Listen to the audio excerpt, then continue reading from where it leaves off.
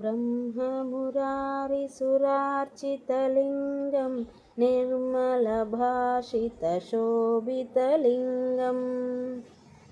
जन्मजदुःखविनाशकलिङ्गं तत्प्रणमामि सदा शिवलिङ्गम्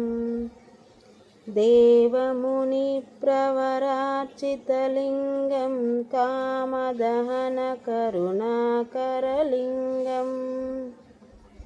रावणदर्पविनाशकलिङ्गं तत्प्रणमामि सदा शिवलिङ्गम् सर्वसुगन्धसुलेपितलिङ्गं बुद्धिविवर्धनकारणलिङ्गं सिद्धसुरासुरवन्दितलिङ्गं तत्प्रणमामि सदा शिवलिङ्गम् कनकमहामणिभूषितलिङ्गं फणिपतिवेष्टितशोभितलिङ्गम्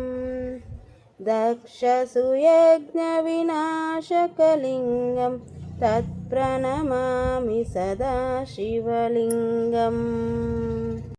कुङ्कुमचन्दनलेपितलिङ्गं पङ्कजहारसुशोभितलिङ्गं सञ्चितपापविनाशकलिङ्गं तत्प्रणमामि सदा शिवलिङ्गम्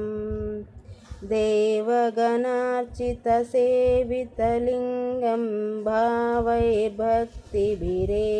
च लिङ्गं दिनकरकोटिप्रभाकरलिङ्गं तत्प्रणमामि सदा शिवलिङ्गम्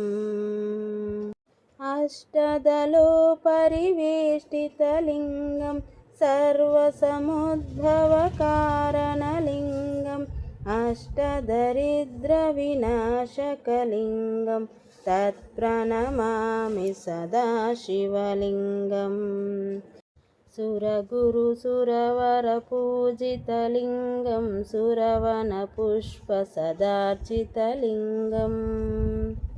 परात्परं परमात्मकलिङ्गं तत्प्रणमामि सदा शिवलिङ्गम् लिङ्गाष्टकमिदं पुण्यं यः पठित्येव शिवसन्निधौ शिवलोकमवाप्नोति शिवेन सह मोदते।